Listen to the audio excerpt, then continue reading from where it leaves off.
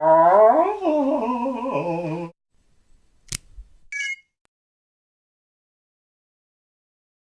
guys, Cam here with another episode of Quiz Cam. Sorry it's a week late. There's been lots of stuff going on at home and on the site with all the jailbreaking stuff, so sadly, and I'm really sorry, I just couldn't squeeze it in at all over the last couple of weeks. So this is episode 10 in the current series, and I'm sad to say this is the last episode in this current series. I've decided that I'm going to switch my time and effort to doing some app comparisons, because obviously apps are very popular and you want to know which is the best because there are so many of them out there. So I'm going to be doing that from now on, but until then I will answer these questions, and don't worry, Quiz Cam will be back again in the summer, probably around the time of an iPhone launch, if it's in the summer.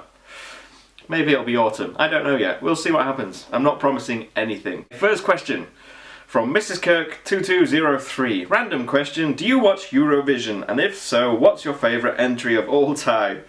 Sometimes I watch Eurovision, but because I'm British, we generally don't take it seriously at all, and you can tell that from the acts that we normally put into the competition. We don't go there to win. It's quite clear. I watch Eurovision because it's funny, because it's so bad, and I guess my favourite ever one that was so funny, there was a couple of years ago, and I can't even remember the name of the band. There was a girl and a guy. It was like a British band they put together for Eurovision, and they got absolutely nothing. They got 0. They ended up with no points whatsoever. And the reason for that was because they sang the whole thing out of tune. It was hilarious.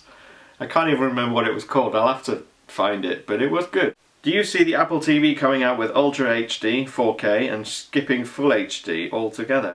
If they release a TV, it's going to be one that everybody wants and that anyone can buy. So releasing a 4K TV at the moment isn't plausible because they cost an absolute fortune and no one can afford to buy them. So if they're going to release it in the next couple of years, I can't see that they will release an Ultra HD television. But if they're going to be doing it in 5, 6, 7 years time, then why not? They might even have invented some new resolution that they call Retina or something. I don't know. I don't know. What do you think about Microsoft recently? What I think about Microsoft is I like some things they do and I don't like other things they do. For instance, Windows Phone I think is fantastic. I think Windows Phone 8 and the Lumia 920, really great way to redesign the smartphone platform, and again I think that works on tablets as well. But when it comes to PCs, I kind of think you've got to have one operating system for one device and another operating system for something that's completely different. You can't try and make it work on everything, and I guess the adoption rate of Windows 8 kind of proves that to some extent, because hardly anyone's upgrading, and even people that are buying PCs with Windows 8 are paying so that they can downgrade it to Windows 7, and it just shows that once again they've kind of got that tablet PC thing completely wrong, but they've got it the other way around. Instead of having a completely unthumbable operating system that's a computer operating system on a tablet, what they've done this time is that they've taken a tablet and phone operating system and put it on a huge display that needs a little tiny cursor, and it's just, I don't understand why they think this way and why they think they can unify everything in one operating system, but I just don't think it works. Harry Potter or Twilight, and why? See, asking that to me doesn't make much sense, because it's kind of like asking me which of my eyes would I like to stab first with a rusty fork. I hate both equally. I can't stand them. Do you prefer white or black devices? It does depend a lot on the design. With the iPad mini and the iPhone 5 I've gone for black because I think the black and the slate colouring looks a lot more classy than the white and the silver. Whereas with the iPhone 4 and the 4S and even the iPhone 3GS I had a white iPhone every time. I didn't like the black one, so it does depend on the time. But at the moment I've got black. Do you believe Apple will actually release the iPhone 5S or 6 in July like the rumour keeps saying? I don't know what to think, it's a rumour. You can make up your own mind what you think. I can make up my own mind. I could say Apple is going to release the iPhone 5S tomorrow, and it would be just as right as somebody saying it was going to be released in July when it might not.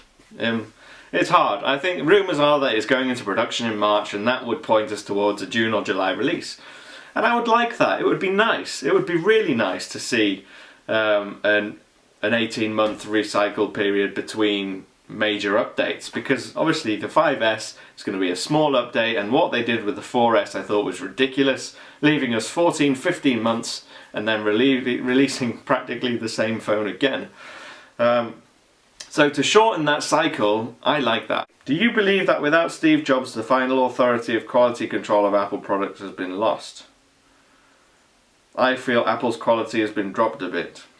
I don't really see how you can say that, really. That might be your opinion, and I'm going to give you mine. I think you're wrong. I think that in fact it's just as good, if not better, than it was before. I think, well, obviously they dropped the ball with Maps. That was a huge mistake, releasing it that early, and it wasn't working properly. But you have to remember, when Steve Jobs was in charge, Mobile Me was an absolute disaster.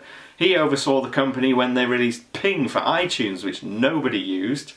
Steve Jobs was not perfect, and neither was Apple under Steve Jobs. And I think he's actually got a really good team in place now, whereby they can actually carry on doing what Apple does best. And if you read any of the articles after the iPhone 5 was launched, you would have heard things from the manufacturers in China saying stuff like, the iPhone 5 is the most difficult phone we've ever had to make, and they really struggled to get the quality and the quantity right, which just shows Apple's attention to detail in quality control and build quality and manufacturing quality is still there now, if not more than it was before.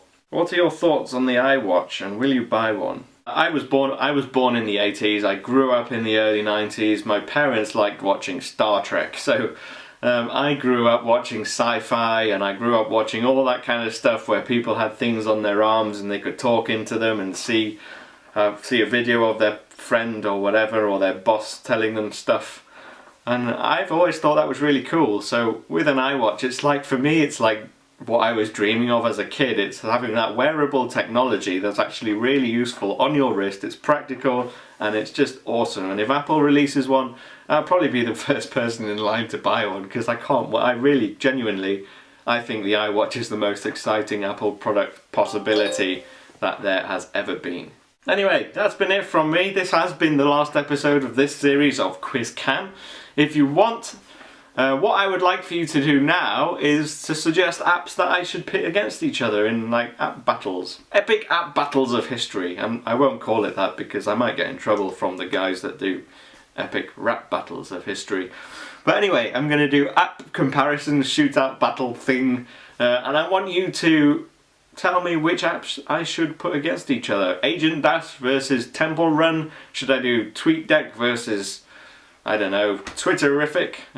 Just let me know. Give me your thoughts. Leave your suggestions in the comments. And thank you so much for all your questions over the last couple of months. I've really enjoyed reading them and answering them, and I'm hoping I can get some time to do it again soon.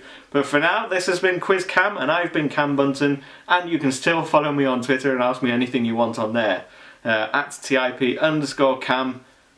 Good ciao!